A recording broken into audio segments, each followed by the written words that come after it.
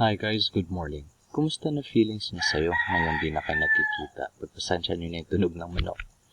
Sana nasa bakasyon kayo ngayon, no? Sana nakikita mo na si crush mo ngayon, ano? Nakakyat sana ako ng stage noong recognition day. Naglaburakay na sana kami noong summer. Sana kami pa hanggang ngayon. Litong-lito na ako sa mga nangyayari sa akin ngayon. Dahil eto kay Corona. But don't worry students, ang DepEd may solusyon dyan. Kaya ang DepEd ay nag-release ng 2020 online and self-guided PFA modules, isang supplemental to the SEES manual. Alamin muna natin kung ano ang PFA modules. Ang PFA, ang meaning niya ay Psychosocial First Aid. Itong PFA ay isang supplemental to the SEES manual. When we say psychosocial, students, ito yung relasyon ng attitude natin, ng behavior natin dun sa environment, sa nangyayari sa paligid natin. Nagkakaroon ng epekto sa ating behavior at attitude ang mga nangyayari sa ating paligid. So, kapag may mga bagong event na nangyayari, so naapektuhan tayo, so kailangan natin i-first aid, kailangan nating pagalingin, kailangan ma-overcome natin yan.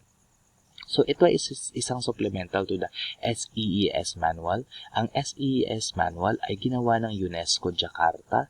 Ang nagsulat ay mga Pinoy Psychological Association of the Philippines at inedit ito ng UNESCO Jakarta. Ang meaning ng SEES ay Supporting, Enabling, and Empowering Students Manual na naniniwala ang UNESCO na ang mga kabataan ay kailangan pangalagaan. Sabi nga ni Jose Rizal, ang kabataan ang pag-asa ng bayan.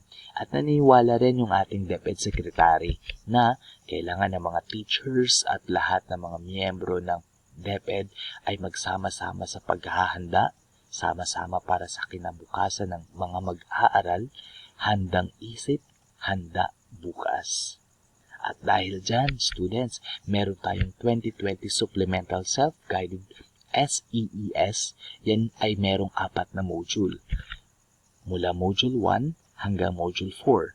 Para sa video ito, ang gagawin natin ay ang Module 1 lang para mas tama ang inyong pagsagot, lalong-lalo na dun sa mga nahihirapang intindihin ang Ingles na nakasulat dyan sa inyong PAF module. Ano nga bang nilalaman ng Module 1? Ang Module 1 ay Validating and Normalizing Feelings. Kung ang feelings mo nga, binavalidate mo. Yung feelings mo nga sa crush mo, binavalidate mo. Di dapat kailangan mo rin i-validate at i-normalize yung feelings mo, lalong-lalo na ngayong new normal. Sobrang dali lang ng Module 1. Meron lang tayong 2 objectives or layunin. Una nating layunin ay identify feelings or reactions related to the pandemic or any form of disaster. Tutukuyin natin kung ano-ano ba ang iba't ibang mga emosyon, reaksyon na pwedeng mailabas ng isang individual kapag merong pandemic, lalo na ngayon COVID-19, or kahit na anong klaseng trahedya, bagyo man yan, earthquake, pagsabog man yan ng bulkan.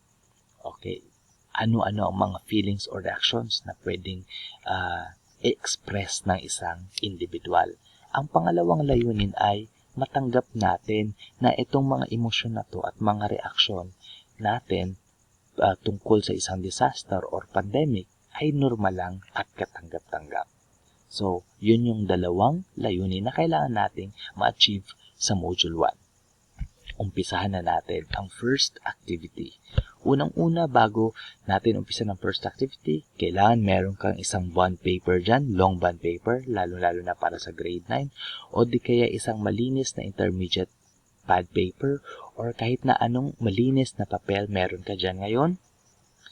Unang-unang gagawin, syempre lalagyan mo ng pangalan ang iyong papel. So, sa harap na bahagi ng iyong papel, kailangan mong isulat ang My Dear Friend. Gagawa ka ng letter. Kung dati usong-uso ang love letter, ngayon gagawa ng letter para sa iyong dear friend. Ano-anong isusulat mo? Sa papel mo na yan na merong my dear friend, isusulat mo ang 5 routines or reactions that you did at home during the months of lockdown.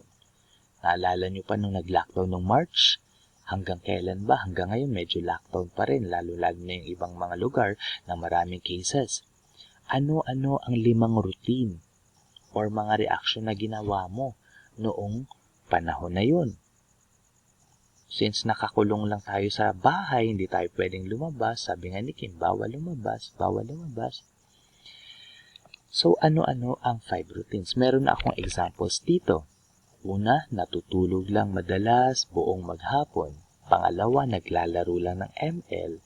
Pangatlo, pang-4 at pang-5. Ilagay mo dyan ang 5 routine na madalas mong ginagawa. Ganyan lang kasimple. At sa likod ng papel na yan, isusulat mo naman ang iyong feelings towards your reactions. Ano ang iyong naging pakiramdam?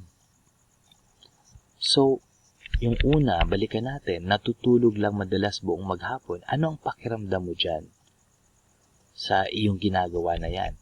So, pwede mo sabihin na boring kasi puro lang tulog ginagawa ko. So, sa number 2 naman, naglalaro lang ng ML.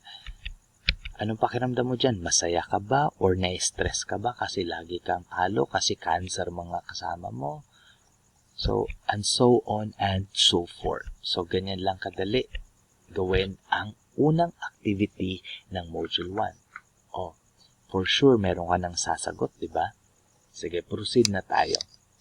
Kapag tapos ka na, ano na ang gagawin mo?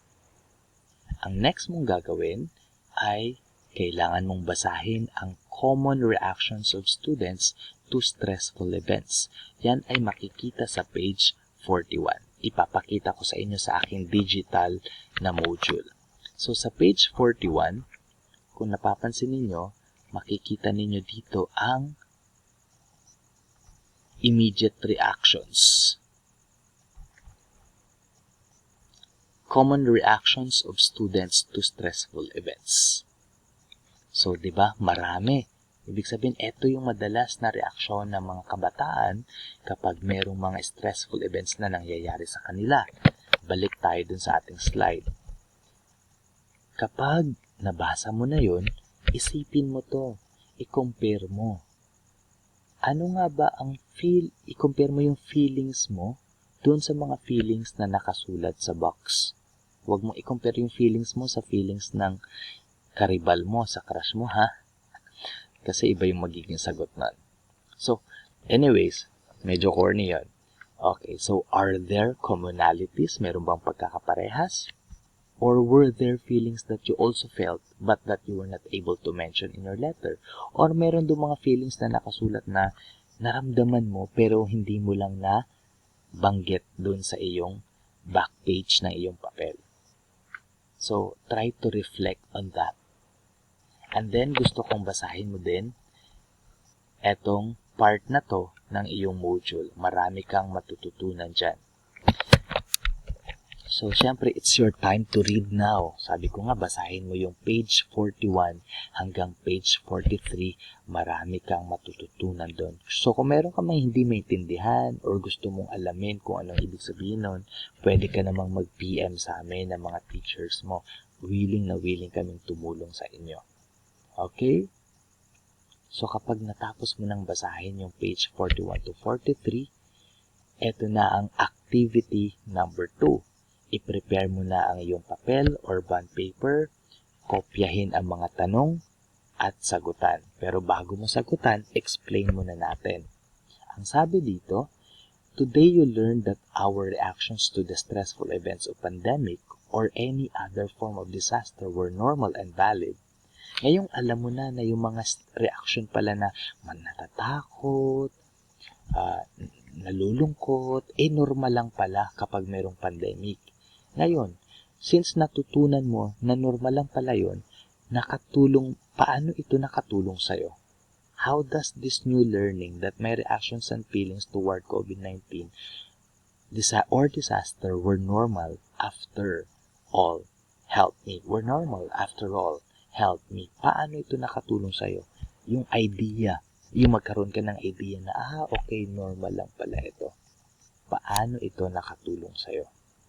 Isulat ay yung sagot, hindi naman kailangang mahaba, direct to the point, mas maganda.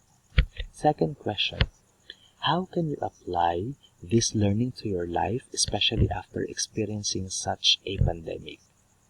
Paano mo ma-apply itong mga natutunan mo sa buhay?